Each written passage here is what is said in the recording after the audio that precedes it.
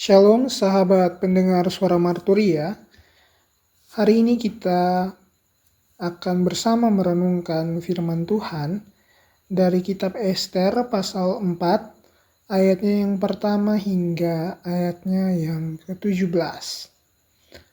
Tetapi sebelum kita mulai merenungkan firman ini, mari bersama kita berdoa. Tuhan Allah yang penuh kasih, bukalah hati dan pikiran kami untuk mendengarkan dan merenungkan firman-Mu. Tolong kami supaya bisa melihat bahwa di balik setiap keadaan hidup kami, Engkau tetap bekerja dan memanggil kami untuk senantiasa datang mendekat kepadamu. Hanya ini doa dan permohonan kami. Dalam nama Tuhan Yesus Kristus kami berdoa. Amin. Kita membaca dari kitab Ester pasal 4 ayat 1 hingga ayatnya yang ke-17. Usaha Mordekai untuk menolong orang Yahudi. Setelah Mordekai mengetahui segala yang terjadi itu, dia mengoyakkan pakaiannya, lalu memakai kain kabung dan abu. Kemudian keluar berjalan di tengah-tengah kota sambil melolong-lolong dengan nyaring dan pedih. Dengan demikian datanglah ia sampai ke depan pintu gerbang istana raja, karena seorang pun tidak dibolehkan masuk pintu gerbang istana raja dengan berpakaian kain kabung. Di tiap-tiap daerah, kemana titah dan undang-undang raja telah sampai, ada perkabungan yang besar di antara orang Yahudi, disertai puasa dan ratap tangis. Oleh banyak orang dibentangkan kain kabung dengan abu sebagai lapik tidurnya. Ketika dayang-dayang dan sida-sida Ester memberitahukan hal itu kepadanya, maka sangatlah risau hati sang ratu. Lalu dikirimnyalah pakaian supaya dipakaikan kepada Mordekai, dan supaya ditinggalkan kain kabungnya daripadanya, tetapi tidak diterimanya. Maka Ester memanggil Hathach, salah seorang sida-sida raja yang ditetapkan baginda melayani dia, lalu memberi perintah kepadanya menanyakan Mordekai untuk mengetahui apa artinya dan apa sebabnya hal itu. Lalu keluarlah Hathach mendapatkan Mordekai di lapangan kota yang di depan pintu gerbang istana raja. Dan Mordekai menceritakan kepadanya segala yang dialaminya, serta berapa banyaknya perak yang dijanjikan oleh Haman akan ditimbang untuk perbendaharaan raja sebagai harga pembinasaan orang Yahudi. Juga salinan surat undang-undang yang dikeluarkan di Susan untuk memunahkan mereka itu diserahkannya kepada Hathach supaya diperlihatkan dan diberitahukan kepada Ester. Lagi pula Hathach disuruh menyampaikan pesan kepada Ester supaya pergi menghadap raja untuk memohon karunia-Nya dan untuk membela bangsanya di hadapan baginda. Lalu masuklah Hathach dan menyampaikan perkataan Mordekai kepada Ester. Akan tetapi Ester menyuruh Hathach memberitahukan kepada Mordekai. Semua pegawai raja serta penduduk daerah-daerah kerajaan mengetahui bahwa bagi setiap laki-laki atau perempuan yang menghadap raja di pelataran dengan tiada dipanggil, hanya berlaku satu undang-undang, yakni hukuman mati. Hanya orang yang kepadanya raja mengulurkan tongkat emas yang akan tetap hidup. Dan aku selama 30 hari ini tidak dipanggil menghadap raja. Ketika disampaikan orang perkataan Ester itu kepada Mordekai, maka Mordekai menyuruh menyampaikan jawab ini kepada Ester. Jangan kira karena engkau di dalam istana raja, hanya engkau yang akan terluput dari antara semua orang Yahudi. Sebab sekalipun engkau pada saat ini berdiam diri saja, bagi orang Yahudi akan timbul juga pertolongan dan kelepasan dari pihak lain, dan engkau dengan kaum keluargamu akan binasa. Siapa tahu mungkin justru untuk saat yang seperti ini engkau beroleh kedudukan sebagai ratu. Maka Ester menyuruh menyampaikan jawaban ini kepada Mordekai. Pergilah, kumpulkanlah semua orang Yahudi yang terdapat di Susan dan berpuasalah untuk aku. Janganlah makan dan janganlah minum 3 hari lamanya, baik waktu malam, baik waktu siang. Aku serta dayang-dayangku pun akan berpuasa demikian. Dan kemudian aku akan masuk menghadap raja, sungguh pun berlawanan dengan undang-undang. Kalau terpaksa aku mati, biarlah aku mati. Maka pergilah Mordekai dan diperbuatnya lah tepat seperti yang dipesankan Ester kepadanya. Demikian pembacaan firman Tuhan. Saudara-saudara yang dikasihi oleh Tuhan, kisah yang kita baca hari ini menceritakan soal Mordekai yang mendengar bahwa bangsanya akan dimusnahkan. Dan mengetahui hal tersebut, akhirnya dia berkabung dan meratap dengan sangat. Dan hampir seluruh wilayah kerajaan di mana ada orang Yahudi, mereka semua berpuasa, menangis, dan berkabung. Sementara itu Esther hidup di tempat yang jauh lebih nyaman. Dia tinggal di istana. Jadi yang satunya ada dalam ancaman, sementara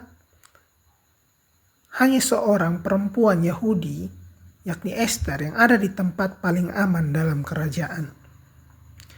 Tetapi ternyata tempat yang aman itu juga menjadi panggilan bagi Esther. Esther awalnya tidak mengetahui sepenuhnya apa yang sedang terjadi. Untuk itu dia mengirim pakaian kepada Mordekai, tetapi Mordekai menolaknya. Karena dia merasa bahwa masalah ini tidak bisa diselesaikan hanya dengan ditutup-tutupi. Dan dia ingin agar Esther menghadapi kenyataan. Kemudian Mordekai menyampaikan pesan kepada Esther. Dan dari sinilah kita mengikuti percakapan yang penting antara Esther dan Mordekai dalam ayatnya yang ke-6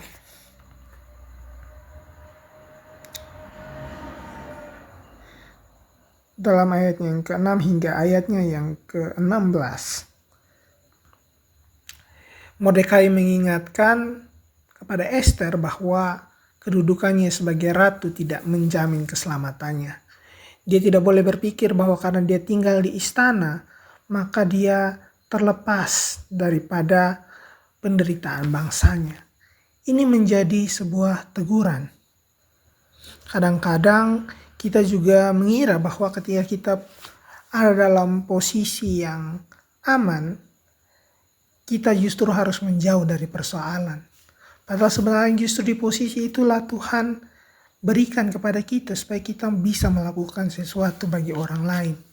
Esther di sini dia punya kedudukan, sementara Mordekai dia punya kesadaran. Tapi keduanya harus bertemu dalam sebuah tindakan iman. Karena itu muncullah kalimat yang terkenal dari Mordekai.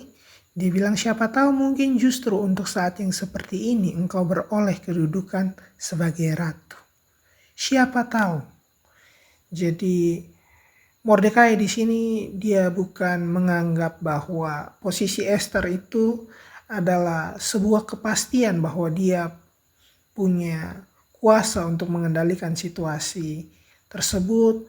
Bukan juga Mordekai merasa bahwa Tuhan pasti melakukan ini supaya bangsanya diselamatkan. Oleh karena itu dia berkata, siapa tahu.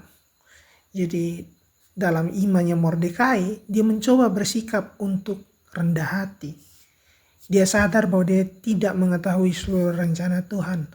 Tetapi dia percaya bahwa hidup tidak pernah sepenuhnya berada di luar perhatian Tuhan. Inilah hal yang kerap kali terlewat dari kisah Esther. Kitab Esther justru menarik karena nama Tuhan tidak pernah disebut secara eksplisit di dalam kitab ini. Tetapi sekalipun Tuhan seolah-olah tidak terlihat, jejak karyanya masih terasa dalam peristiwa. Esther yang ada di istana, Mordekai yang ada di depan gerbang istana, Haman yang menyusun rencana kejahatan, dan di tengah semuanya ada Tuhan yang bekerja melalui keputusan-keputusan manusia. Jadi tidak semua pekerjaan Tuhan itu terlihat seperti mujizat, seperti sebuah kepastian yang kita tahu sejak awal.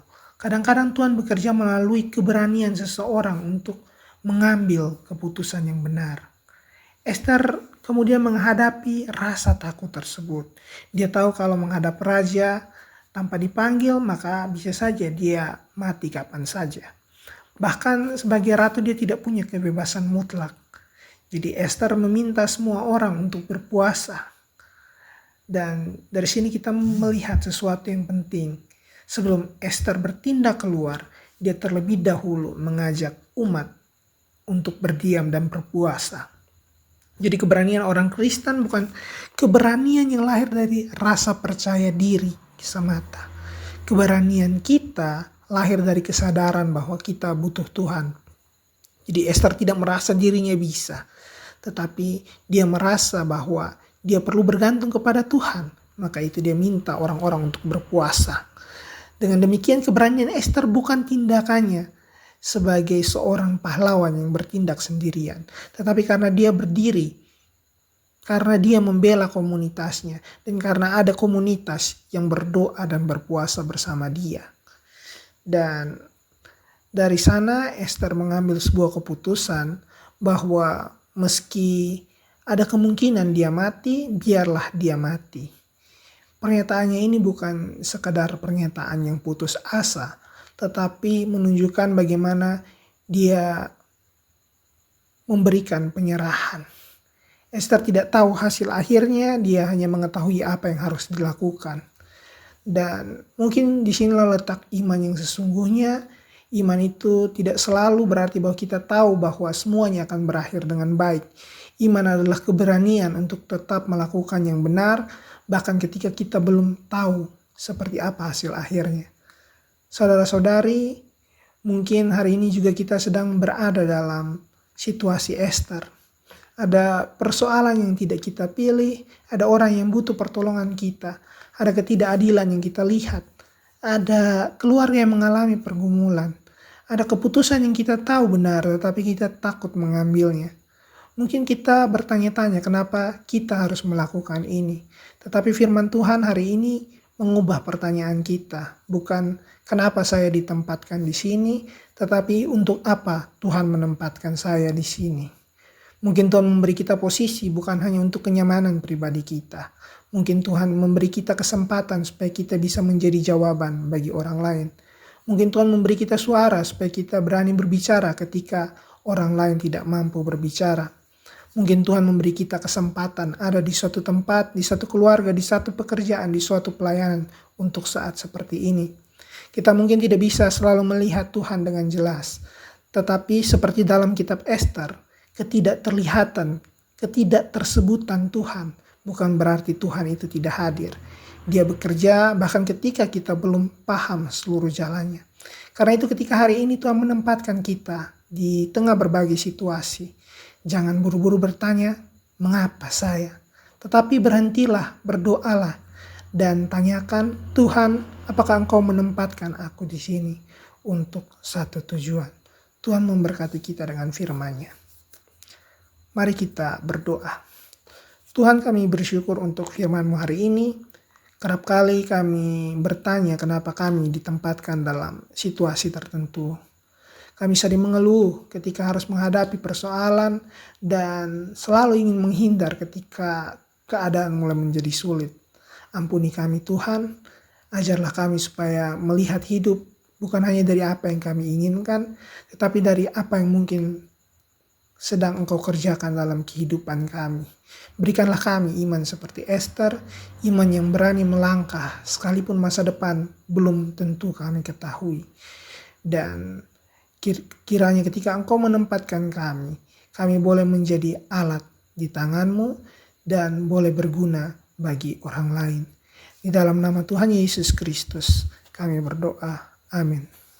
Sahabat pendengar Suara Marturia, mungkin hari ini kita tidak selalu mengerti kenapa Tuhan menempatkan kita di posisi sekarang. Tapi percayalah bahwa hidup tidak ada yang sia-sia di hadapan Tuhan. Jadi jangan takut lakukan yang benar, jangan takut menjadi berkat, dan jangan takut ketika Tuhan panggil kita untuk mengambil bagian dalam pekerjaannya. Karena bisa jadi Tuhan menempatkan kita di tempat kita berada sekarang untuk saat seperti ini. Tuhan memberkati kita semua. Shalom, sampai berjumpa lagi dalam Suara Marturia berikutnya.